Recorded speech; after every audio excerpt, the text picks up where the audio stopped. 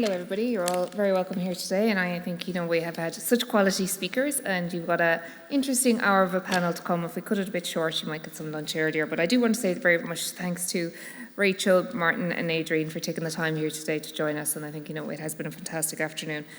So we're going to start the panel here today with a couple of questions, and then after that we will open it to the floor to make sure that you get an opportunity to ask questions. We have academic and technologists here today to join us, so we'll kind of get a couple of different perspectives. As I was kind of slightly introduced there, so thank you, Michael. Karen Conway, I'm Vice President in Technology Management within Fidelity Investments. I'm with Fidelity for about 20 years now, so I joined as a child prodigy, obviously. So my base degree is IT, so I studied IT. It was actually the inaugural course here for IT back in 95. And last year I did the AI for Professionals course as well, which is a postgraduate course, and we can speak a little bit more about that towards the end. But it's a fantastic course for kind of upskilling in AI.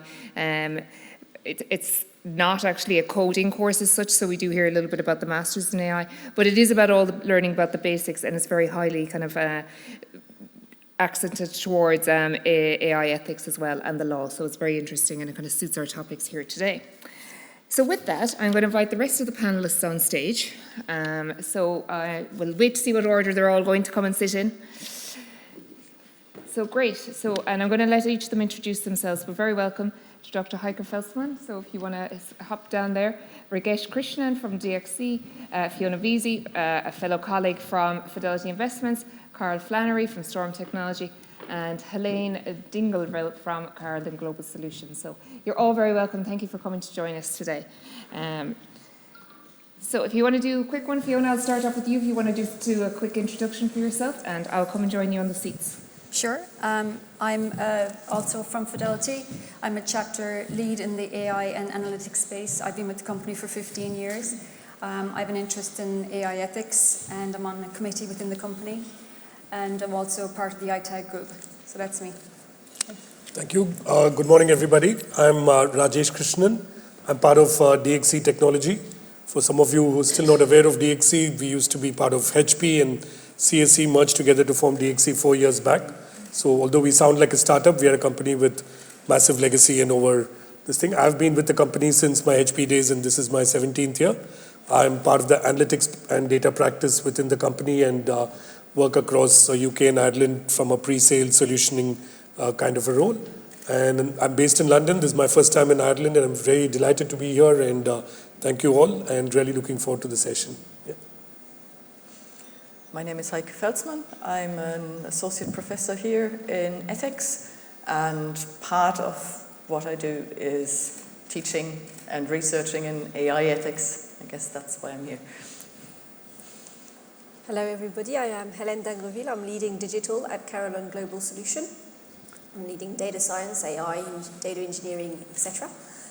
I've been in Carlin for about 9 months now. It's a fairly new company with a tech branch of a health insurance company in the US, Elevance. Before that, I've spent years working in consulting, so I've worked across industries, and I started dabbling with AI over 20 years ago when I was a student, so I've got a number of years in that field. Excellent. My name is Carl Flannery. I'm the CEO of Storm Technology. We're a professional services organization delivering digital technology solutions into government and enterprises. We work very closely with Microsoft Corporation, and obviously right now AI is going to be a very hot topic for for Microsoft in particular, and for the other corporations like Amazon and Google, etc. So we are gearing up as a professional services organization to deliver solutions into our client organizations based on the platform, the foundation models from the likes of Microsoft. Thank you. Great. Well, I do appreciate you all taking your time to join us today. And again, we'll open this out to the audience for questions. So make sure our experts are sitting here so that you can throw any questions you want at them.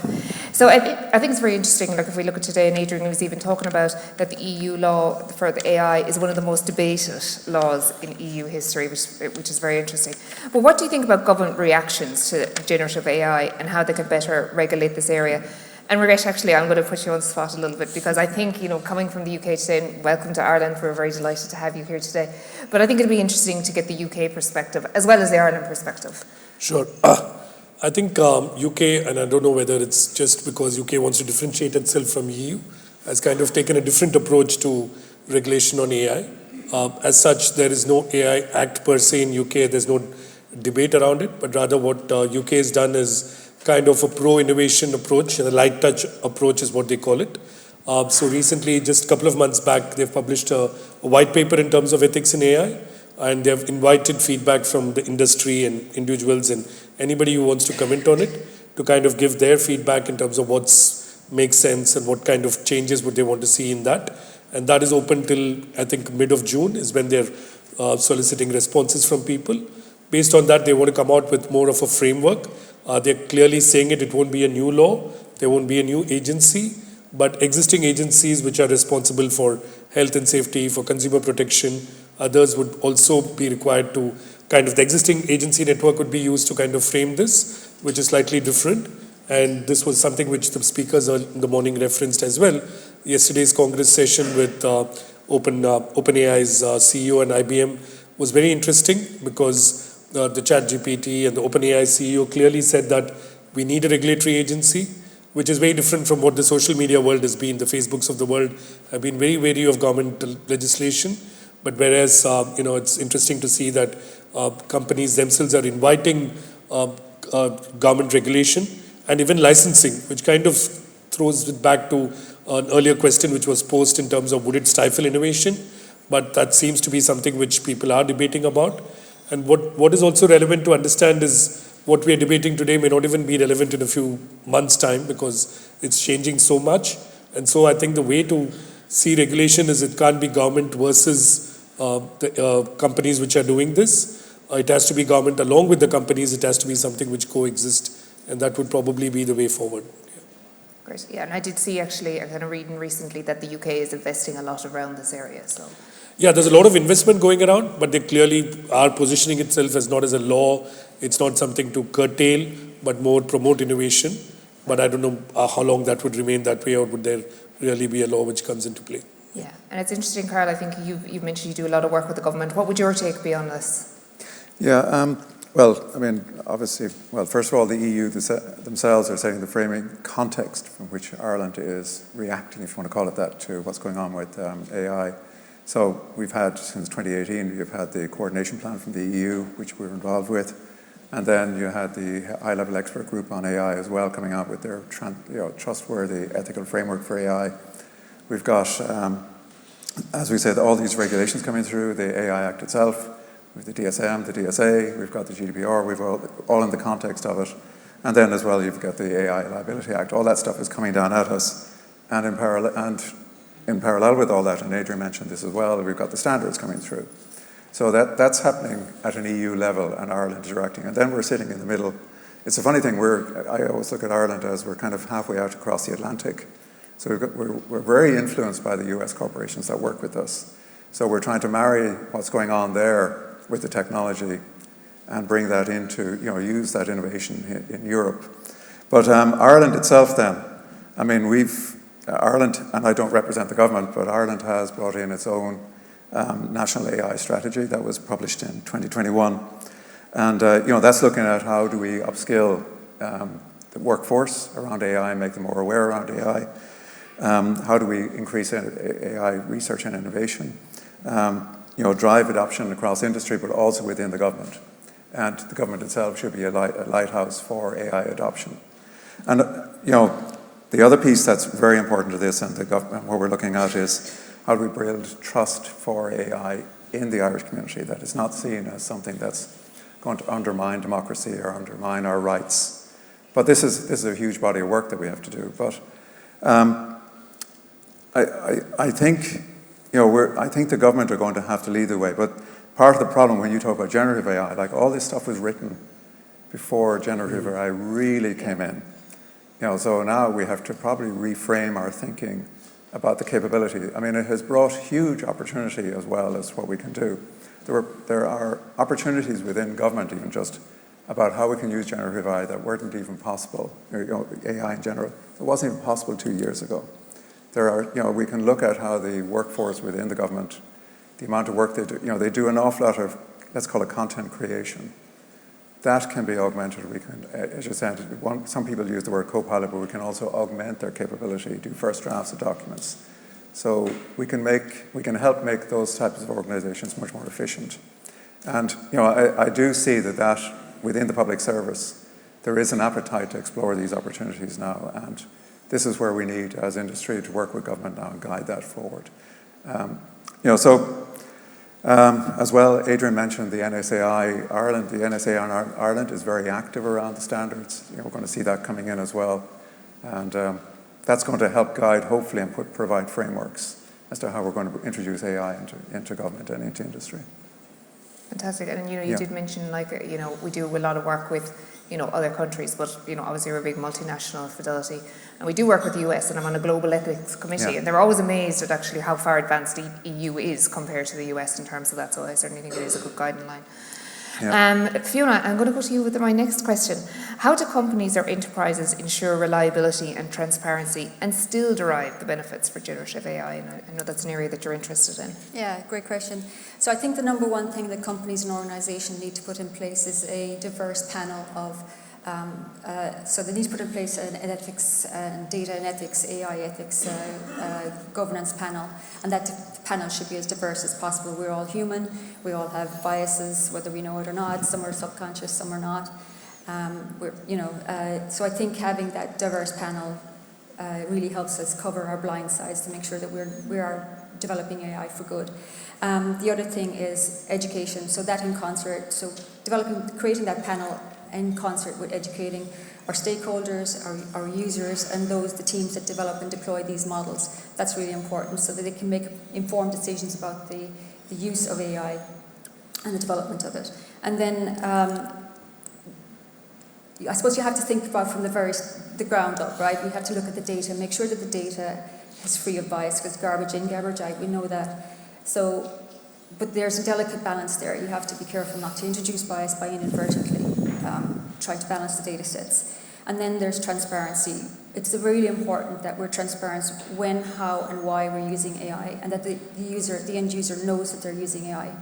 And then we have, as we mentioned just there earlier, Carol talked about the use of explainability, and now it's a little bit more difficult now with these advancements in generative AI. But I think with the focus from regulation, hopefully that the area of explainable AI will become much more inclined to foster more transparent AI, and we'll see developments in that space, I hope. So. I know you mentioned Carl, you had referenced it earlier. I'd be interested in actually hearing your opinion on it. Yeah, well, just I think most of us in reality, most organizations will in reality be dependent on the foundation models, and we probably need to understand very carefully how various, whether we're going to be based on foundation models from the large corporations like Amazon, Google, and Microsoft, what's their policy, and how are they looking at it in terms of responsible AI? So these foundation models that are coming from these corporations, we're going to be incorporating on them, whether we're fine-tuning them or we're using embedding to change the prompts, and how we're interacting or how we're layering on top of these foundation models.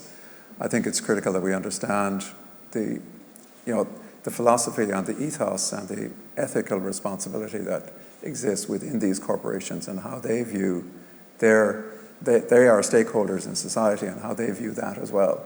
So that's the first, that I would always look at that as the foundation, because we're going to be using these foundational models. And then on top of that as well, as explained by Fiona, we've got to look at terms of when we're bringing it in, is it, what are we doing? Is it lawful? Is it ethical? Is it robust technically? And from a social perspective, so that context then needs to be layered on top of it. So it's going to be a bit of a moving target. I think we're going to be feeling our feet for the next couple of years on this one. Until we start to put systems out there and start to understand how it's affected society in general, how it's affecting the democratic process, how it's affecting us as consumers, we're going to learn effectively by experimenting, and I don't think it's going to be very easy for us in advance of deploying the system, understanding what exactly it's going to do, especially these high-risk category systems. Yeah. Rakesh, would you have any opinion, just from maybe a slightly different perspective from the UK? No, this again is something which is constantly talked about, right? We all want to be fair, we all want to do it the right way. But the biggest challenge is today, even from a generative AI standpoint, as things stand, the compute power which is required to do generative AI lies in the hands of very few large companies. We talk about democratizing AI, but at the end of the day, generative AI can't be done by everybody. It is only the large companies which do it. And obviously, power in the hands of few companies then makes it potentially dangerous. Of course, these companies are companies which have the heart in the right place and they want to do the right thing, but there is no guarantee that it will always do the right thing and to do and is there a conflict between profit making versus what is actually good for the society? So that's a different debate altogether, and that's something again we will continue to learn, continue to evolve, and that's how you kind of build in the fairness. On paper, everybody wants to be fair, everybody wants their models to be fair, but fairness again can be divided into multiple contexts, right? It could be fairness of design in terms of how do you design your AI engine, fairness of data itself, which all of the earlier speakers have spoken about, but more importantly, fairness of outcome. So when you measure across these parameters, and at the same time, it's in the hand of few large companies, it is a complex situation which would require a lot more evolution as we go along. Yes, and fairness is not always fair to certain people. Yeah, it's not very fair to debatable certain as to people. what Absolutely. it is. Yeah. Yeah. So I was reading recently actually about Boston Dynamics and the RoboDog Spot. So they have integrated it with ChatGPT, which means now when the Spot dog goes around, the RoboDog goes around and checks what's going on the floor and assessing anything going on, it can now speak to normal humans. Normal humans. It's not people. They don't need technicians in there to interpret the data. But what opportunities have you seen maybe in your industries on recent generative AI advancements, and what has brought your interest? Right? So, Helene, I haven't actually caught up with you yet, so I'll be interested to hear what you're thinking. Yeah, so I'm working in health insurance, so I'm going to talk about what it will bring in that area. So Carolyn's view, so as all health insurance, one of the main things is how can we do things faster, reduce running costs, and do the right thing by our patient. But our long-term view is how can we evolve from reactive healthcare to proactive healthcare. So in all those different dimensions, there is areas that we can progress. Chatbot, we've all used chatbot. We've all kind of had a question when we've booked a flight or something like that, and you go in, you put a question. I've most of the time just ended up very frustrated. I never have the right answer. I have something generic, it's not what I want. Then you've got that number that you can call for further information. And here we go in those long waiting queues of call center. We've all seen that, and you're being passed from one person to another. Evolving with large language model and generative AI, etc., will bring those to a different dimension. The chatbot will be able to kind of answer your question in line with your insurance policy, and therefore it'll be better for us, the users, the end users, so better customer service, and it'll be way cheaper for the companies as well, because you won't have a human at the other end trying to answer your question, or potentially 5 different humans because you're being passed on from one service to another. So there's a lot of financial saving for the company, but also way better customer service. So that's one. And another area where generative AI can be good in health insurance is fraud. So there's loads of frauds, there's loads of money spent by health insurance paying for fake claims. None of us will benefit from that. No one's health will benefit from that. Generative AI will allow us to kind of look at trends and push that to the next level and spot suspicious trends, and we can analyze them and stop them quicker. So that's like on the operational side of it. But on how will that help on improving humans' health? We'll be able to read medical files and see trends in people faster, quicker, so that we can help them live better life longer. Because it's not all about living longer, it's living longer healthier. And how can we use all the data available to us, analyze that, and help people drive their life better? Currently, we know more about our cars than we do about ourselves because of worries of combining data from one place to another. Well, if I really think about it, I probably would prefer to know more about myself than I do about my car. If my car breaks down, okay, we'll have to get a new car or get something fixed. If I break down, there's way more impact. There's impact on my family, there's impact on my co-workers, etc. So using generative AI, obviously, ethically, and in the right way, and you don't want to share the information wrongly, etc., but it can actually help each one of us live better lives. Fantastic, thank you. Carol, another industry perspective. Yeah, well, I mean, there's lots of very creative examples out there. You can see that, I mean, obviously the film industry are already looking at it from terms of script writing and even generating the sequences, video sequences using generative AI. You've got it in the architecture. They're, you know, the models, the building models now, they're looking at, they can start to blue sky or brainstorm how a building can look using generative AI. You've law firms, tax consultants, all that, they're all starting to, you know, from case, you know, examining case law, coming up with all that sort of precedents, etc. So it's coming in, I would say we're seeing it kind of creeping in all over the place anyway, despite ourselves, you know, thinking that, you know, it's actually happening right now underneath us. I mean, I presume everybody in the panel here has been using, I've been using OpenAI's OpenAI's model for the last 4 or 5 months, and I use it more now than I use Google. You know, inside Storm, you know, the collateral we use for marketing now, we're using DALL-E to create some of the graphics or the visual imagery. So we're no longer contracting out now. You know, it's happening. It's creeping all over the place. So we're not contracting out jobs to get graphical artwork done for us. We can just do it ourselves. Not saying it's any good, but I'm not saying it's art, but it's good enough because this content only has a half-life of 5 days. You know, so it doesn't matter. You know, and we're also seeing it, as I said, as I mentioned, there are a lot of processes in most corporations where people have to create new types of content based on existing content. And that's, you know, where we can feed in from the huge corpus of content within a corporation and overlay it, if you like, fine-tune or overlay it on top of the large language model. You can start to very quickly generate the new content you need. You know, whether you're interacting with your customers, you know, corresponding with your customers, you need to write letters back to them in quotes, emails, but you need to correspond back. You can get the first drafts of these documents done, and then you can, you know, depending on the context and how sensitive it is, you can have a human in the loop to review it. And the same thing going on in government now. An awful lot of the processes anyway already have multiple layers of humans in the loop.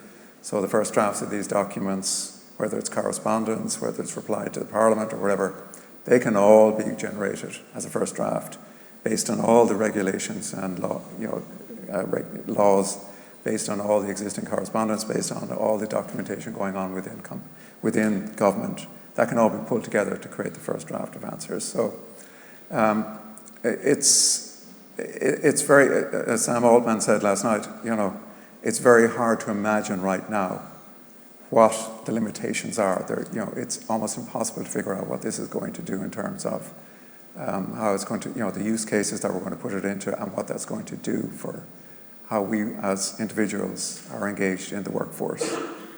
It's funny when you say it's like slipping in it and you don't even kind of really realize you're using it now. Like the smartphone is only 16 years old and like barely we know any. My mother doesn't have a smartphone because she's got the one with the big keys, but that's about the limit of people I know that doesn't have a smartphone. But they just slip in without us naturally noticing. Fiona, I'd be interested in your perspective from a fintech perspective. From a fintech perspective, I think that we'll see improvements in customer service and support and things like that. So if you think about the AI chatbots and virtual assistants that we're probably all used to using over the last decade or so, they're fairly rudimentary. I think with the advances of these generative AI capabilities, that we'll see much more natural interactions, much more natural language being used, and much easier for people to integrate with customer service that way. And you'll have an improvement then in the experience for customers and for us associates that serve them. Then the other area that we're seeing across industry and the fintech is intelligent document processing. So that's where we can use these more capable AI models to extract information from documents and then integrate with the workflow process to hopefully automate as much as possible. Obviously for high-risk situations or sensitive, you would always have a human in the loop to provide that feedback and improve the models over time. But I think more generally across the board and for all industries is what I see is these foundational models with their multimodal capabilities is unlocking what we call dark data. So that's unstructured data. So the kind of information that's locked away in documents or email messages, social media blogs and posts, images, audio and video. That's significant, I think, especially for the main reason being that most of the world's real-time data is actually locked away in unstructured data. And in 2018, the IDC, the International Data Corporation, released a report saying that by 2025, 175 zettabytes of the world's global data sphere would amount to 175 zettabytes of data, which is enormous. 80% of that is predicted to be unstructured. Now that's significant when you think that most of the world's real-time data is locked away in unstructured data. So I think that's where I see huge underpinning that. Then obviously that underpins a whole host of opportunities across all industries. Yeah, great perspectives. So I know we've kind of actually touched on this already today, but like Europe's taking a risk-based approach to AI regulation. You know, from your perspective, I'm going to ask Heike to get involved in this as well, but do you think that's the right approach, and how does it compare to other countries and regions? So maybe Heike, I'll open that to you first from an academic perspective. Okay, well, I'm not going to compare with other countries. So I think in relation to the risk-based approach, I think Carl was mentioning that already. It was developed basically with other types of systems in mind. So it was developed with the idea of very special purpose systems where it was very clear from the outset how you could classify the risk and on that basis then you would classify technology. So I think with the generative AI now we have a problem because I don't think it is designed to work for this type of technology where all the individual users seem really low risk, wonderfully beneficial in many ways, but where we have a similar problem to, again, somebody mentioned that before, to the social media, where you have things that look really harmless and nice and constructive and societally positive, but where we cannot quite foresee what the accumulation of of something in this massive potential scope, this non-restricted purposes, what that is going to be. And so I think they'll have to find a way of working with that really requires some additional thinking. And and in particular, again, some people were mentioning that before, because what the risk is, we may have some ideas at this point, but often the risks that we envisage are not the ones that are actually coming to pass. So there will have to be some really responsive structures. And I'm not sure whether the standards organizations, I mean, usually you would go into that kind of regulatory space rather than the legal space in order to be a little bit more responsive. But still, I think there'll be an awful lot of catch-up, and that's been the challenge with social media, and I think we're going to find a very, very similar scope of change ahead. We're definitely a bit behind the times in terms of social media. I know you referenced that Carl discussed this earlier. Is there anything to add that you would add to that kind of question? Yeah, I mean, we have. I mean, in Europe we have, and we're debating whether we're actually going to stifle innovation, all this sort of stuff. I think, how to say it, the innovation horse this has already left the stable. This is already happening, and it's going to accelerate. So I don't, whether the EU or anybody wants to moderate or control this. It doesn't matter. Like whether it's, if somehow the US and the EU decided to slow things down or stop it, other parts of the world are just going to march ahead, whether it's India, whether it's China, whatever. It doesn't matter. This has gone out. This is out the door.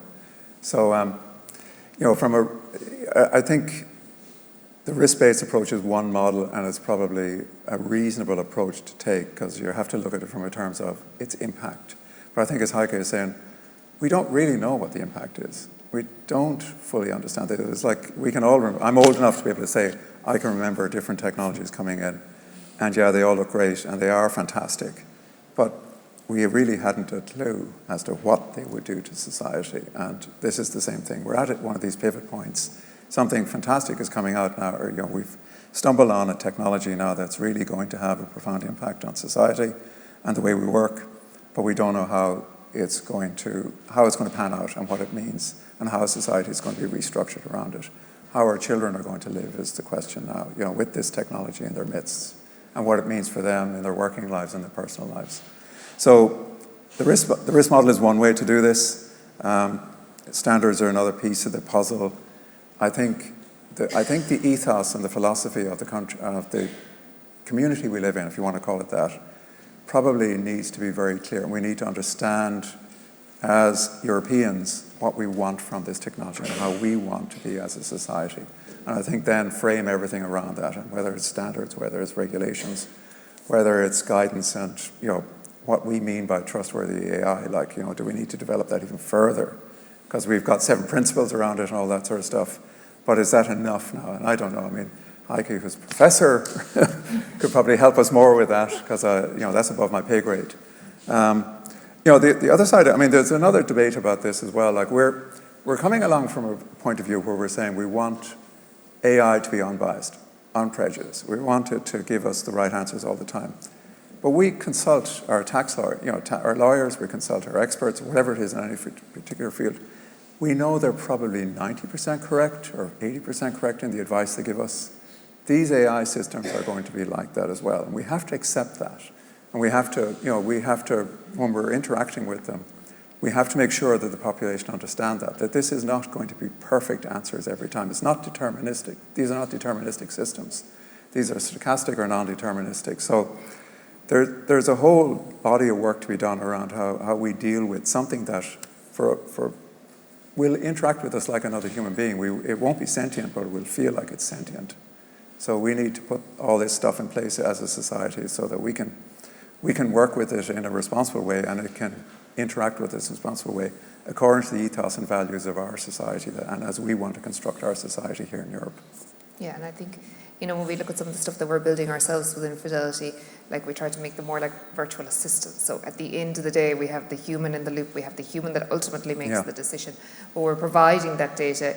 May not be 100% correct, but this is the predictability that's to go with it. But very good point, yeah. So I think this has been touched on slightly earlier, but I'm going to get a second academic opinion on this. But how do you think responsible innovation can happen in the age of generative AI? Or do you feel like, from your perspective, that the legislation is going to stifle innovation? I know we've had a couple of different kind of questions on this, so I'd be just interested in your opinion on this. Heike? I mean, I think, as Carl was saying already, we have this kind of runaway innovation that is there anyway, and the challenge is, how do we align to that technology? How do we integrate it in our community that endorses certain values? And I mean, traditionally, again, that there are those approaches to responsible innovation. Some of you will have come across the RRI approach, for example, and value-sensitive design, all those kinds of ideas, where the acknowledgement that these technologies are not just technical solutions, but that they have embedded a number of values and ideas of what we want to achieve, and that we need to look at aligning those with the communities we live in. Traditional approaches, I'm not sure they work at this stage. I mean, usually, again, it was much more identified in relation to specific technologies with very specific purposes, where you then could have very clear consultations with stakeholders, where you might bring together developers and other stakeholders, those who would be using it, those who might be affected by it, and come to some idea of what things seem acceptable for this and what things don't seem acceptable for this. But again, with a technology that is so widespread that flies out the window, it's really hard to do. So you really need a kind of macro picture there. And it's ultimately, I think, much more will come down to the awareness of those who are developing and those who are working in companies on developing and deploying applications. And again, not sure how far that is going to impact on overall processes that follow a capitalist logic, which we do. But there is, I think, that awareness of those who are at the coalface, given the speed of innovation. You need to have people who work in the field able to speak the language of societal values, and you need to be able to translate and have a vision of what potentially could be, how this application looks like, how that might run up against certain things we hold quite dear, and to be able to have that, communication proactively, more coming from those who are engaging with it, and not just giving us the story of beautiful innovation, but also giving us an awareness of these are potential risks, which doesn't mean that this is not something we should be doing, but we need to be thinking about how to embed that. And so I think the societal communication and the ability of technology developers, of data scientists to actually communicate and understand which concerns matter in society and how what they're doing relates to these concerns, that their work is not value neutral. I think that's really important. I'm a little bit concerned about something like the guidelines for trustworthy AI. I think that'll just become another bureaucratic engagement, similar to a lot of what you find in DPIAs and the data protection, that lose sight of what we actually think matters about them and just becomes a kind of box-ticking exercise. So I think we need to get to stick to what is the value content, what matters about this. And do you think there's enough education out there about that? I think it's becoming more common. And again, as an academic who has taught ethics in a variety of professional contexts, I have to say the AI field seems to be quite open to it and quite receptive to it. I have the impression there's so much sense that something big is happening here, and we've already seen so much transformation in the last 20 years around everything digital, that I think there's a little bit more willingness to really take on that role. So yeah, it's down to those educating, I think, to make sure there's enough of that in there. University of Galway has nice ethics modules. But I think the idea is not so much, is it just a module that you tick off? It has to be something that is really practically embedded and that you can take with you into your practice. Yeah. And it's down to companies to actually value that. I mean, there's no point in having education that will not be fostered from the commercial side. Yeah, no, and I agree. And I think, we do have to have it embedded in the companies, and they're thinking about this, and that it is one of the key elements. It's not just about developing it, it's about developing it with ethical and responsibility. Great. So, I think Martin referenced earlier, prime time and the impact jobs. I did miss it, but you already stole my thing on phones, so I won't bring up phones for the third time today. But we are reading a little bit like maybe, the impact white-collar jobs, which is probably a little bit different than we would have heard before. How do you see the advancements in technologies impacting jobs? And I know, Carl, you referenced that you worked in technology for many, many years. What would your take be on that?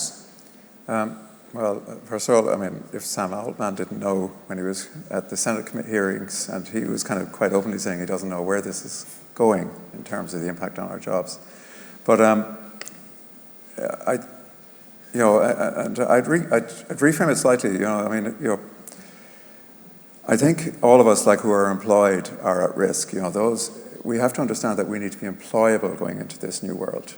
So this is going to change how we view the productivity of the workforce. These are tools my son is a developer. He's using GitHub Copilot. It's just transforming the amount of work he can get through, or the number of use cases he can get through. It's happening in my own work. I'm seeing it that I can be more productive now because, when I'm composing documents or whatever we're trying to do, content, I can do it much faster by getting first drafts. It may not be perfect. It certainly isn't perfect, but I can get through a lot more work. So this, as a white-collar worker, this is profound. This is how it's changing our jobs. I think that,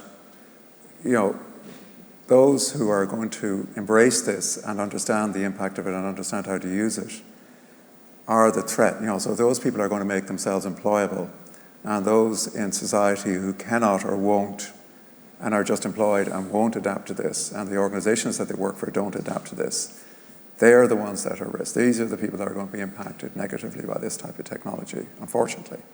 So I think, it's, when you say impact jobs, I think we as a society, we need to start preparing for that now. We need to start getting our workforce engaged with this technology, and getting them to use it more effectively. And the leaderships within companies, it was interesting. You're at meetings now where the leadership themselves are struggling to understand what this means in their companies, and that's a problem as well, because they don't know now how to bring it into what they're doing as organizations, and they're seeing this kind of, this grey IT, what we used to call it, this background IT that happened with the employee bringing in technology into the organization. That's happening at the ground level. The employees themselves are bringing this technology in, but the leadership themselves are not in tune with, or they don't understand what to do with this stuff now. And, so at all levels in society, within industry, within government and all that, we need to elevate the conversation. I know it's happening, like it says it is, but we probably need to get much more intentional and deliberate about how we're doing this now in our society and our community. But I don't think we shouldn't be going around saying, "Oh, the world is going to end." I mean, this is like, we can, if we do embrace it, there's huge productivity gains, and there's huge improvements in our own life. We can feel like we're actually being much more creative and productive ourselves as individuals, whether our personal lives or in our work. So this is something that it just requires a lot of training, a lot of dialogue going on in our communities about how this is used and how do we embrace it, rather than saying this is a threat to us. But there's no other choice. I mean, it is an opportunity. We've got to embrace it. It's going to happen, and those that refuse to say it are just unfortunately, going to be, I don't want to use the left behind, but they're going to be impacted negatively by this. So, but I still don't know how exactly this is going to all play out. Yeah. So very good. I actually thought the work that Rachel's doing is just kind of one of those innovative ways of using it. So just an acknowledgement. I think you need to come in and spend more time here in Ireland with our HSE. But Rachel, Fiona, would you have any kind of opinion on that? Yeah, I completely agree and echo everything that Carl says. I think we do have to embrace it. It's coming whether we are ready or not. So I think that the best thing to do is position ourselves to be able to adapt to it and embrace it and incorporate it and see the benefits of it. I was actually doing a lot of reading about this because it seems to be very foremost on everybody's mind. My husband is not a tech guy, he's a golf guy, and he's always talking about this. So I think it's really interesting. So I did some research, and I've got some absolutely stunning figures here on both sides of the fence of whether it's going to create jobs or lose jobs, right? According to a recent Forbes article, the next decade could witness 1 billion jobs lost to AI, according to that. Then another Oxford research done by Oxford University and other institutions say that anywhere between 9 and 47% of jobs would be impacted. And then on further research done by the World Economic Forum, their economists predict that AI will create 97 million jobs, right? So this is just, who do you believe, or I think we have to just wait and see. As for my own thoughts, similar to Carl, I think that there will be job losses. In fact, I do think we're seeing that already. If you look at IBM, they've automated a lot of the back office processes, and they've halted hiring. So because of AI, they're quite open about that. And we've seen some journalist organizations in the same situation. They're concerned about that. However, I think the most impact will be, it's going to change how we're going to work. I think any kind of cognitive functions, I think AI can really help us there. In fact, there's a really great quote by Manoj Saxena, and I'm going to read it. He's the executive chairman of the Responsible AI Institute. As the industrial age amplified our arms and legs, the AI age is going to amplify our minds and brains. And I think that embodies it beautifully. I think that our roles are going to change and be more productive. And I think then personally, I think that will free people up to do more of the nuanced work, like nursing and taking care of people, the kind of things that AI cannot do, the physical things, right? So what's clear another point I want to make here is an economist called David Arthur. He commented that historically jobs displaced by AI and technological advancements has actually been offset by the creation of new jobs. And a recent study by him showed that 60% of today's workers are employed in occupations that didn't exist in 1940. So I think that AI is actually going to create opportunities that we can't even think of right now. You know, we don't know what's coming down. What is clear, though, to reiterate again, is I think that society and organisations and all of us need to move with it. We need to embrace it, we need to educate ourselves, and we need to move with it and adapt. So, yeah. Yeah, and you bring up a good point. Like, I mean, who would have thought an iOS developer, cloud engineers were needed 20 years ago? Right. But there's always these new jobs coming out. But Yeah. I would have a slight concern that they're kind of maybe a little bit more specialised, and maybe that there's education needed behind them to actually pursue those jobs. And what about the other levels that's kind of left there? So I think it is something that needs to be mindful of. I do need to keep an eye on the time, and I can't actually see the clock, but from a social impact, and I know we've touched a little bit on society, but what do you see as the social impact of AI and how society is changing as AI advances further? So, Ragesh, I'd be interested in your perspective on that. Yeah, sure. I think Helen already spoke about in terms of healthcare and the benefits which generative AI can kind of bring in. Where it's the impact can already be seen is in developing markets like in India, where the digital literacy is kind of limited. It's not as widespread as some of the developed markets, but that's where something like what is happening in generative AI can help in education. For example, reaching large number of schools where there is just about an internet connection available, but you don't have access to laptops and stuff like that. Through a combined screen, you can kind of reach out, and you don't have actual physical teachers in those schools because of the lack of facilities there. But today, it's not just about disseminating information over a PowerPoint, but rather creating virtual teachers who kind of mimic the cognitive abilities of real teachers as well, and so make it more personalized in their own languages as well, which kind of makes the reach far more than what was there earlier. So that's some area where it can. Again, in areas like agriculture, where some of these developed economies, underdeveloped economies still rely on rather primitive methods to kind of farm and stuff like that and predict weather patterns. That again is a huge application area where we can see how some of the new developments in AI can kind of help expedite it, and also kind of industrializing it and making it available at scale at a cost which was earlier not imaginable. Earlier, obviously, this was very costly to do. It was not something which could reach large people, but today that's definitely possible. So coming to the larger debate between whether AI would really do good or harm to the society at large, I think, at the end of the day, the good will definitely outweigh what possible harm it could cause. And, just about kind of trying to understand how some of this can be taken across markets and some of this can be done for the larger good of nations and developing economies. I think there's huge potential there. And be it healthcare, be it agriculture, be it education, there's definitely a huge social impact which AI can kind of drive in these economies. Great. Fiona, would you have any kind of thoughts on that? Yeah, so this always makes me think actually of people close to me, like my dad, for instance. Gone are the days where he could rock up to his local bank, park in the middle of the street, go in and talk to his bank manager, right? Now he's in his 70s and he has to deal with a smartphone app, right, to do all his banking. And I feel like tech and society, it's evolved where it's not friendly to older people, for instance, or people with less accessibility issues. And I would hope that AI for good can help people like that live and function as they normally would, as they are, in an optimal way in society now.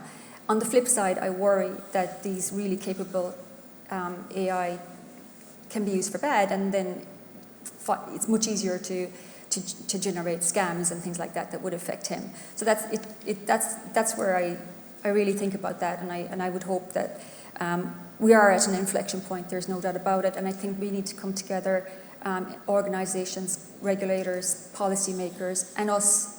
All of us, civil society, the public, we need to come together to make sure that we can try to influence that the AI is going forward is for good, and that good is distributed more diverse, like as you say, Rajesh.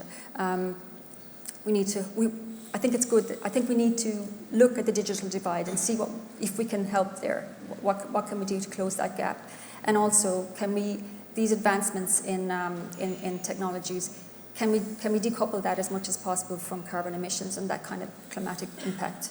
And I really liked what Bill Gates wrote in what the age of AI means to the world, and I'm going to paraphrase him here. So basically, he encouraged us to balance our fears about AI, balance our fears with the upsides of it, and to spread the benefits more globally. He does also caution, though, market forces won't naturally produce AI products and services that help the poorest. More likely, it's the opposite. So with reliable funding and the right policies, governments and philanthropy can ensure that AIs are used to reduce inequity. I don't think I could put it better. So, I really like that comment from him. Yeah, and it's, when you talk about your dad, my kids can't believe Granny can't pause the TV and that they have to sit there and watch the ads, rolling their eyes. But, it has moved on. But one of the things about the frameworks when we talk about the EU law is about inclusivity and making sure that we leave nobody behind. But if people don't have access to those tools, and I've mentioned previously before about tech poverty, if you don't have access to that technology, you will just get left behind. There is no choice on that. So. And I'd be interested just maybe to hear your perspective on it, either from an academic perspective or what you're seeing. Maybe just to use academia as an example of something that seems to, where generative AI at the moment is a real challenge, because, for example, let's talk about learning and assessment. So if I think about learning, everybody's saying, well, now we need to have the new workforce needs to learn how to work with this in the right way. But because we don't quite know how it's going to look like, we don't actually currently have a good sense what of the skills that we used to think were essential are still needed, and which of those maybe we don't need because we can outsource them in some particular way as the future worker or professional. And so for us, I think that's, as academics who want to help students be ready for the future world of work, that is a real challenge at the moment. And everybody says, oh yeah, it's all about critical thinking and those kinds of things. But that's exactly, we used to have an optimized approach to assessment in a particular way. We've done mass assessment that could get at least a good bit of the skills that we'd be confident that people are prepared for work. At the moment, we're not entirely sure what we should be looking at in terms of fostering, but we're also, if we think about an assessment that does capture individual performance, we actually cannot rely on our previous optimization of mass assessment. At the moment, what people are saying around how can we adapt our assessments, it actually comes down to possibly having to be much more personalized than it used to be, and much more resource intensive. So for us as a university, it's a massive change process. And I remember about a year and a half ago, I kept pushing for, we need to address this, and everybody was looking at me like I was a bit crazy. But we've thought about what to do, and the only solutions at the moment that seem to be in keeping with what we would consider academic integrity are much more resource intensive. So it's interesting to think about AI, which we always see as a kind of optimization and requiring much less resources, actually causing some challenges in the area of education. And I see completely what you're saying in terms of reach. But again, we will need to think quite carefully and really track what is happening in order to be able to adapt what we're educating for and how we make sure people are actually educated. Great. Thank you for that. So I am going to ask one more question here to the panel, and we have tried to cover a diverse kind of choice of questions so that you can kind of get to learn from that, and then I'll open it up out to the floor, but maybe like slightly more controversial. And we've heard here today all about the bias, but we know it can be racist and it can be sexist, the AI, but how do you see that we might actually do something about it in the industry to counteract that? And Helena, I'll hand that over to you. there's absolutely no question about the models are biased. You know, they're in line with the data that you put in. So the data being biased, it will be biased. It's all about what are we going to do about it, about all those who are using it, but also building those models and tuning those models. So there's some very simple answer at the start. You can aggregate data to reduce bias. You can so there's a lot of data cleaning where you anonymize the data, you aggregate it, but also you can, the feedback loop, you can look at how biased is the model and tune it in line with that. What's important is the next level of that. Earlier on today, we were discussing about having teams that are diverse, and sometimes we could, well, they're not, the market is not diverse and my team is not diverse. I think that's just not good enough. If we have diverse team, we will challenge the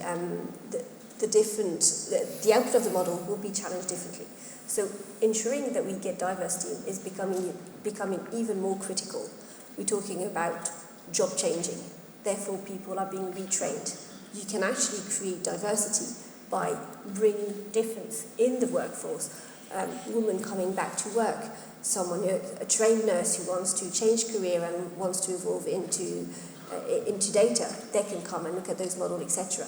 So the diversity on the team is what is going to help ensure the model are less biased. They will always be, but if you look at them and kind of try have a creative team behind it and look how the model are responding, what are these output, we will reduce those bias. Obviously, the laws are critical. You know, you need to kind of have a framework on, because some people will try and abuse it and use them in the wrong way. Regulation and laws, they always come with a lag. You know, years ago, there was no speed limit. Speed limit have been put in place for good reason. We didn't see that when we were building the cars initially, it was just like the faster. It's great. Now you've got different limits. Again, with generative AI, we're unsure where it's going to go, the damage it could cause, etc.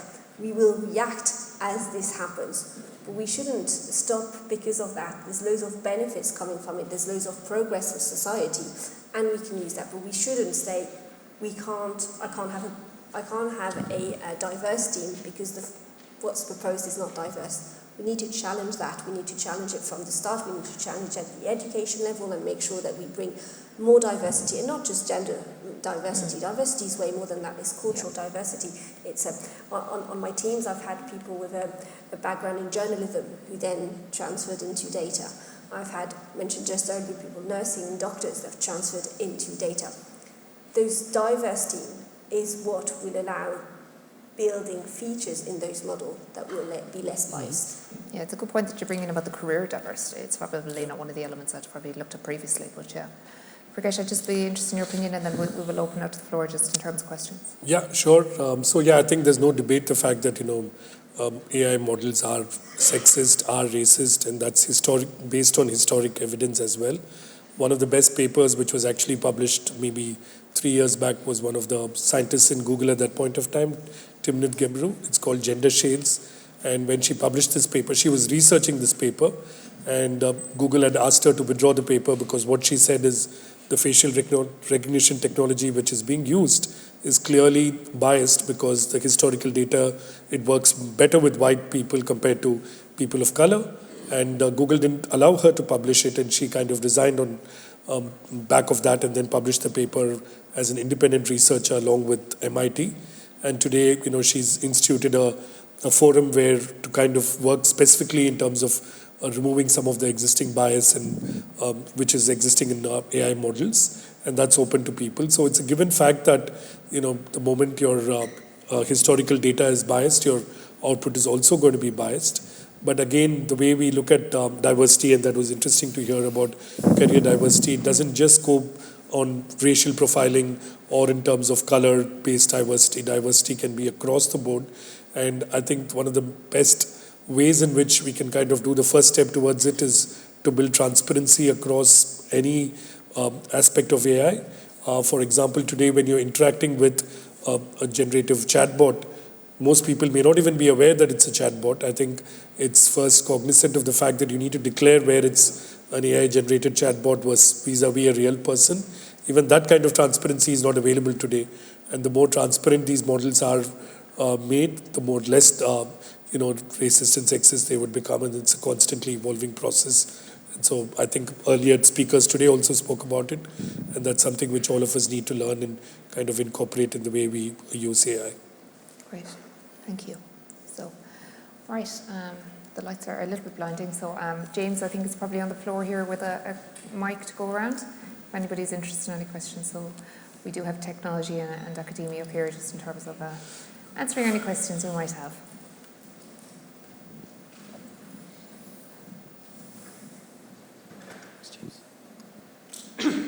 Ronan Kennedy from the School of Law here. One social value that hasn't been touched on very much in the discussion so far is environmental sustainability, although there was a brief discussion about the level of compute power that's needed for some of these tools, not all of them obviously, but certainly I think the ones that are capturing most of the headlines at the moment. And I just wanted to get the views and thoughts of the panel on that question. Some of these AI systems have very significant energy needs, and in a time of climate emergency, that's obviously a matter of concern. So I'd get people's thoughts on that. Thank you. Yeah, so if I can just start on that, I think this is a very, very valid point. The amount of GPU power which is being utilized by these generative AI models is unimaginable in terms of what impact it has on sustainability. The Alan Turing Institute has actually constituted a framework which speaks about all the other points which we mentioned. It's called the FAST framework, which is fairness, accountability, sustainability, and transparency of regenerative AI. And sustainability is a factor which is often looked, in post-mortem, it's like, oh, we should have done this or we should have, but we don't have the choice going forward. And the responsible AI is essentially going forward, how do you make some of the traditional work more sustainable as well? I think that's a key factor which is going to differentiate companies, and it's something which companies can't afford to look back and say that it's something which we need to incorporate, but that needs to be done ahead of the curve. And the more debates we have around it, the more conversation we have around it, companies would be forced to adopt it. I know there's not enough being done towards it right now, but hopefully that conversations like these will start triggering that on an ongoing basis.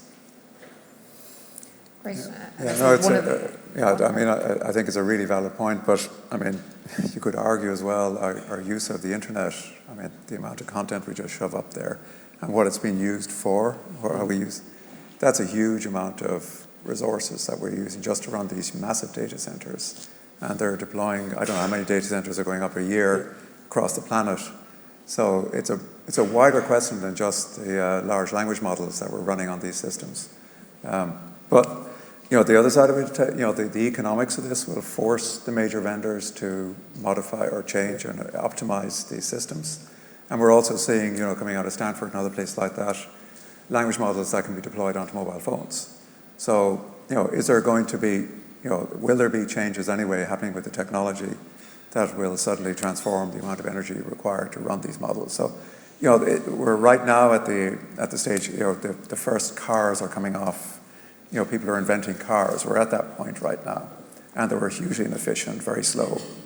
But it's a very good point. But it's a bigger question. We're using the internet for all sorts of rubbish, so. Yeah. And I suppose when we think about it, that's one element of it. But the other element is if we look at some of the UN sustainability goals, that we are using AI to maybe predict droughts, climate change. So yes, it is an environmental impact, but perhaps in some other form it does provide a benefit. But it is something that probably needs to be reviewed. So, thank you. Heike, please. I'm just thinking in relation to the link between AI and environmental impact. That's something that is, even though people know about, I think the societal awareness of that environmental side of things isn't there. And I think we have a responsibility of making that connection much more explicit. I still think a lot of people see the internet as disembodied and not actually having this kind of energy impact. And even in relation to the question of regulation, I think we have a responsibility of putting that much more to the forefront than we did. And we didn't really address it at all. There was kind of some comments, but we didn't really address it here. And we probably should have. And that's a good point, yep. Okay. Another question? Hi, thank you. My question is regarding data fairness and balancing. So, is there any common rules or ethics how the data will be provided to the AI model to trust the AI model? Or the company has their own rules and regulation to maintain it? I'm not sure. I can take some of that. So there's a mix, so companies have their own rule around ethical AI as well and are discussing it internally on what is acceptable for them or not, because they are ahead of the government and they don't want to get caught afterwards. So there is a mix there. It's not mature. We're not somewhere mature. So is there gaps? Absolutely. Will there be gap next year at this time? There will still be, because there'll be progression. So you will have things at company level as well as government level, and they will evolve in parallel. Yep. Okay. Thank you very much.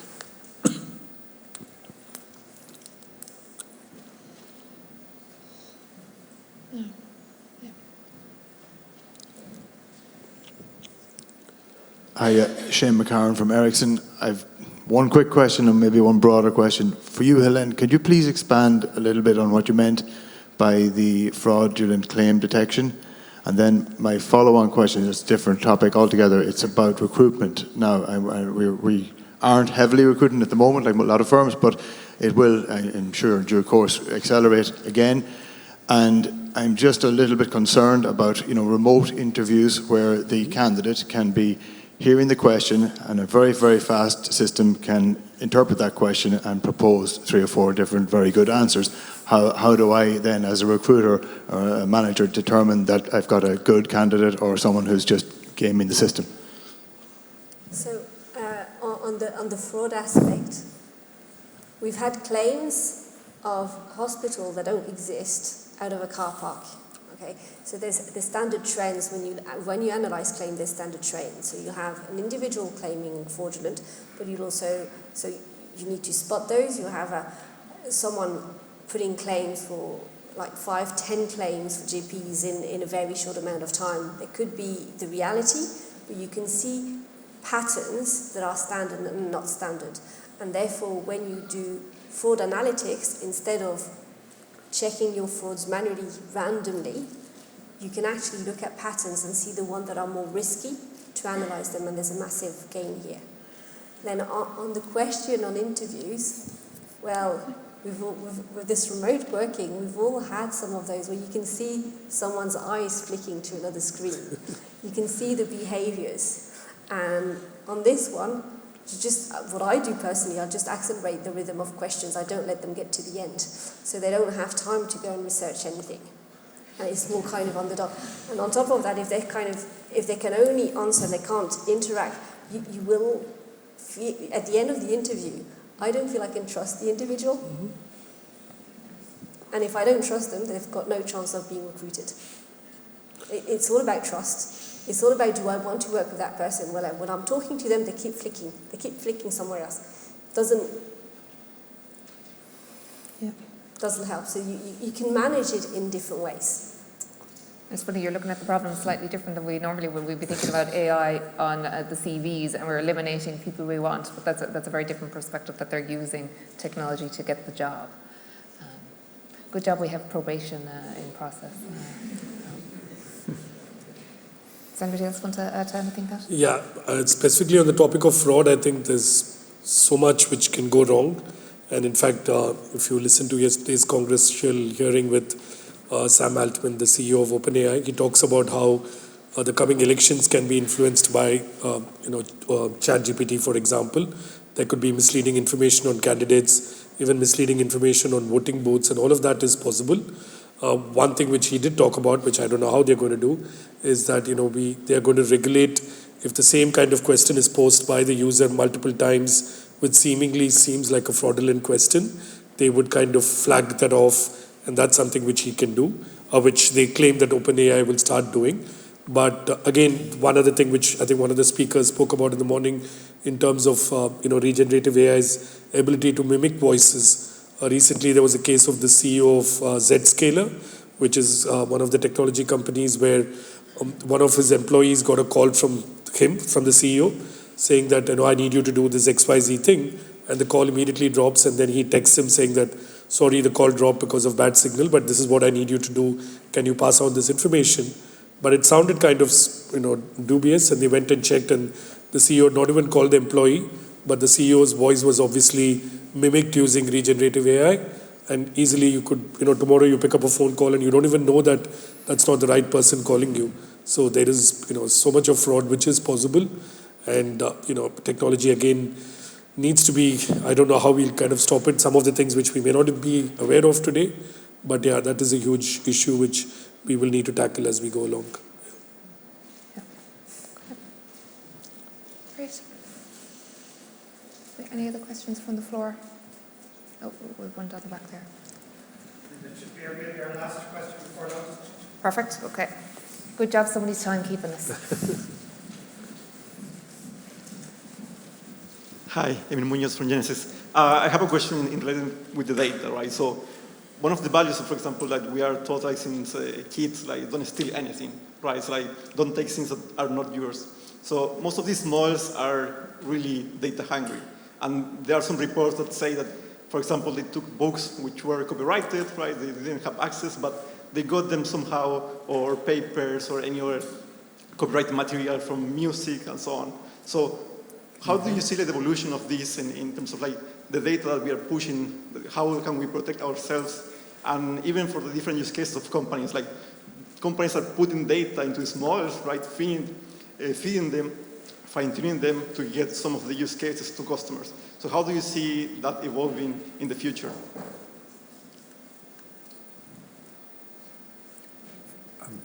Yeah, I have to admit, I'm really sorry, I couldn't hear the question or kind of get to the essence of it, so maybe somebody else could paraphrase it. I'm sorry. So the question is about what do we do about the fact that there may be copyrighted materials being used. Oh, yes, around music and artists. Models, and also that when people use tools like ChatGPT, they're uploading proprietary documentation that may be used in future generations. Is that fair there? Yeah, that's correct. Yeah, thank you very much. Yeah, I mean, it's copyrighted material is an issue. There's, sorry? These are already being used Yeah. to train ChatGPT. Yeah, so I mean, it's there is lawsuits going on already around this. I mean, that especially the generative art side. But maybe the future will have to be that you'll have to flag content that you cannot use for training. Stuff that. But if you put it up on the web, it's just fair game. There's going to have to be a protocol developed. I mean, this all happened. These large language models were all developed in the background, by OpenAI and Google and Microsoft, etc. So it's like everything else. I think we're going to have to, the copyright laws are going to have to change in how we deal with that material. It's probably, as I said, you're going to have to declare it, it's copyrighted, and it can't be used for training. And if it is, then there's going to have to be payments and royalties made, etc. It's something that hasn't been bottomed out yet, really. Yeah, I think that's a huge area today. Most of us probably use ChatGPT, but OpenAI has another tool called Jukebox. I don't know if any of you've gone to the tool. What Jukebox does is you can put a question saying, I want a song in the voice of, say, whichever famous artist you want it, and it creates a new song. And, it's just kind of changes the whole game in terms of copyright. In a similar parallel was when Napster first came into play and how it shook the music industry. The original musicians were not benefiting from any of the music and the digital downloads which were happening. And then regulation came in and that kind of facilitated it. Similarly, today, the rate of change of AI is so fast that people are not able to grapple with how it's going to affect. But yeah, copywriting is a big issue. And hopefully there will be some order which emerges in the days to come. Yeah. And it's funny, there was a topic actually on Matt Cooper during the week, was about people kind of, can I have this song in the voice of Nick Cave, exactly. etc. Yeah, but Matt Cooper hadn't got to the bottom of the copyright, but it is certainly a hot topic at the moment. Emma, thank you for your question. I really do appreciate you getting involved. So I think that was our last question. We will wrap up. And a really, really big thank you to the whole panel for joining us here today, giving us up our time and everything. So a big thank you. So, Michael, do you want to finish out here? I think there's a couple of wrap-up slides. Michael, is there? Do you want to pop up and? Yeah, perfect. So thank you everybody for joining us today. So Michael's just got 1 or 2 slides and we'll wrap up then. So thank you very much. And thank you very much to our panel and of course to Karen.